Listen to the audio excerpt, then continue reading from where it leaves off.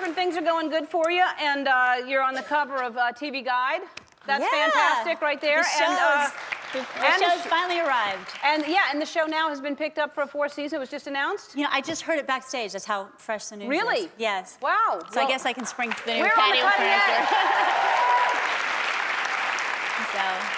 So thanks to the viewers for watching, because you know we never take it for granted on the show. So. I'll tell you, and that is nice. It's to remember. It's really all about them. It really, seriously. When you've arrived, you have a haircut named after you. You know, like the Rachel, and you actually had a haircut named after you on the show. Yeah, you know, I had first 2 seasons. I had this, you know, sort of nutty kind of working woman's throw your hair up. We kind of based it on, you know, working women that I know, moms that I know that just sort of throw up their hair and just go. And next thing you know, I'm in Australia, and I've got journalists with a hair that's kind of similar to mine, and they say, "So, did I do the lily right?" Wow. The lily, did I do it right? And it wasn't really quite right. So I was like, no, it was perfect. So is that when you decided to change, when people started copying you and you thought, I got to change it up? Well, there was so much discussion about it that people were forgetting about the cold cases. So then after I shot this serial killer in the season finale, so it just seemed to, you know, how women change. You go through a breakup, you kill off a serial killer. It's just...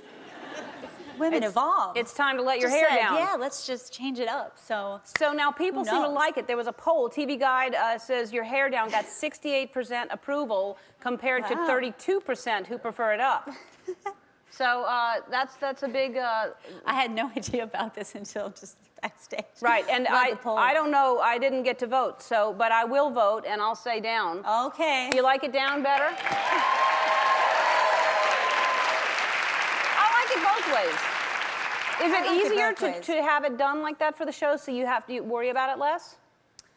Well, I mean, yeah, I guess it was, you know, both had different issues, so, you know. So it's not easier? Not really. No, I mean, it's the same. It's just... Because we have some other options. I don't know if you're interested at all. You know, we're open to suggestions. Yeah. I mean, there's many seasons to come. So. Here's one. I don't know if you're going to enjoy that look at all. You know, Ellen, I don't want to be accused of copying Christina? Christina. What about that one? Woohoo! Yeah. That might be after she has her heart broken or something. That would, you know, she's going to really... You got plenty of time on your hands to do that. All right, I think there's... That's right. There's one more. Okay. Woo! That's a little mullet. Nothing wrong with a mullet once in a while. Nothing wrong. I think you can carry off but it's not going to be on me. All right. I think that's Rod Stewart's hair you're knocking down. And then that's Donald Trump. That's the comb over. Do you like it?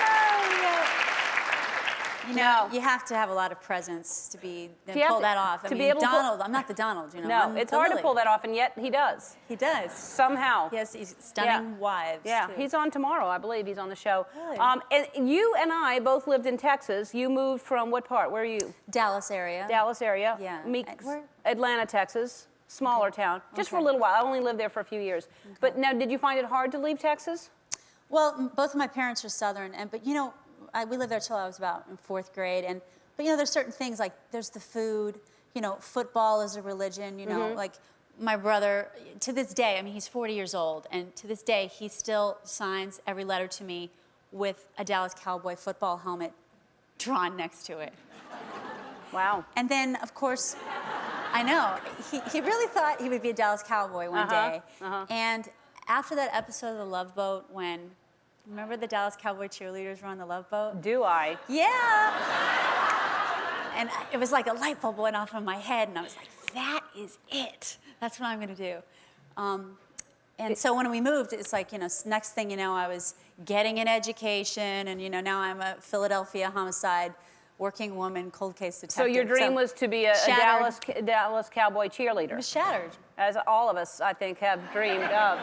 Well, it's the outfit. I mean, you know. It is the outfit. I think that's what it is. It's not so much as being a cheerleader, it's the outfit. So what we did for you is we got you the outfit.